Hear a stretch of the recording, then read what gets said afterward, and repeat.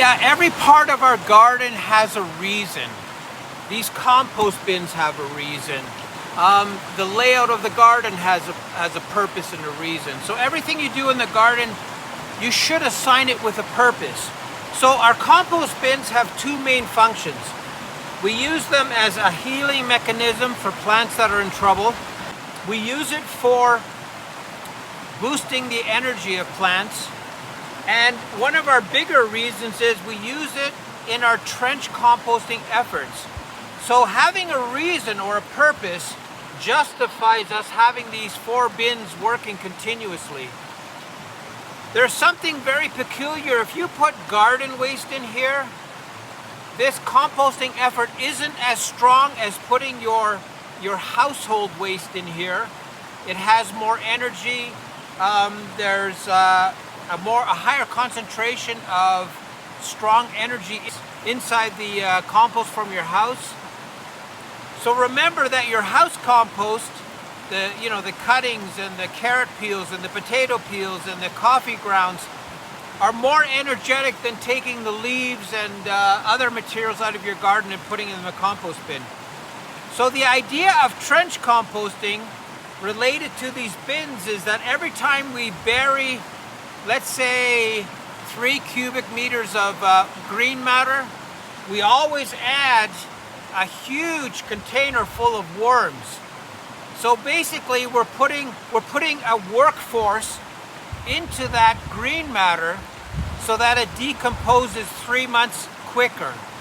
There is a problem with that, is you have to pay attention to those red wigglers in that trench composting and make sure that they still have energy. A lot of times they'll come back and harvest those worms and put them back in the compost bin.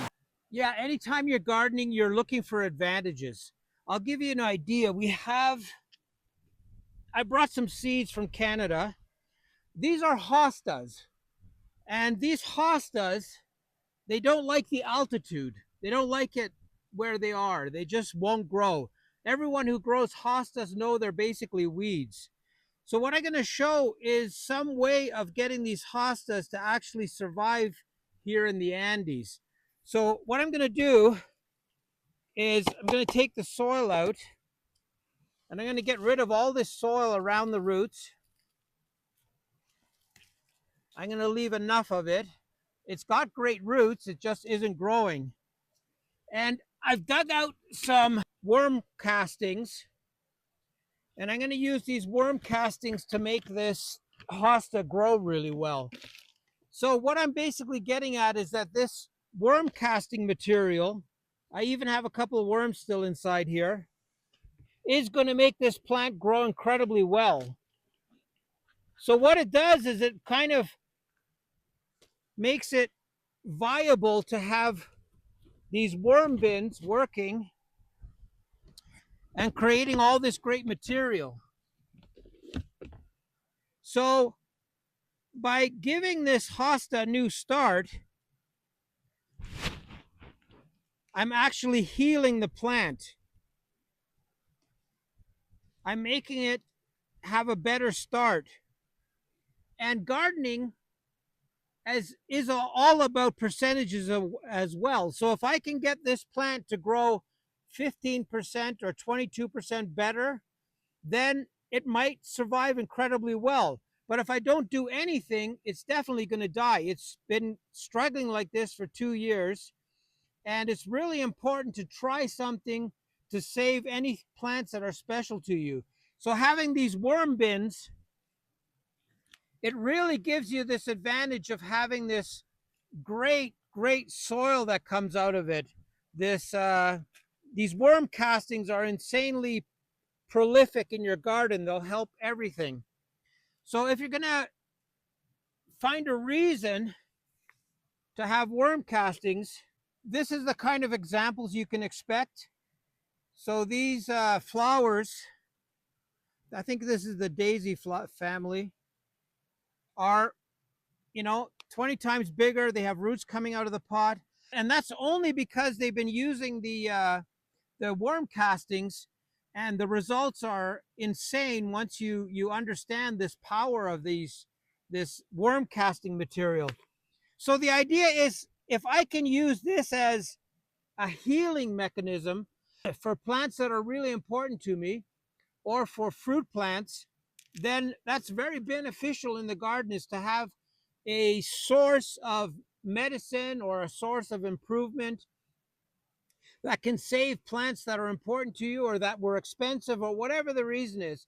You can really boost the energy of your plants by having these worm castings. How I get these worm castings is I don't actually use a pitchfork. I just come on the top. To get these worm castings, I will grab the material with my hands. I'll try not to interrupt the worms too much, and I'll just put it in a pail. So I try to be, very cautious that they don't like to be disturbed so much, because they've created all these pathways inside the compost. Look at that. They're even digesting a seed. Wow, look at all the eggs. Those are worm eggs. They're crazy. So you got to be very cautious on how you harvest this material.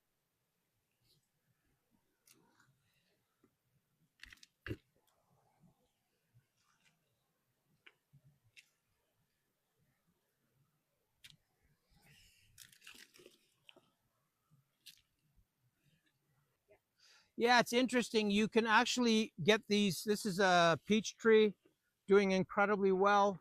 I'm going to actually get it to grow even faster and maybe fruit sooner. So what I'm going to do is take these same worm castings, and I'm going to work the soil here,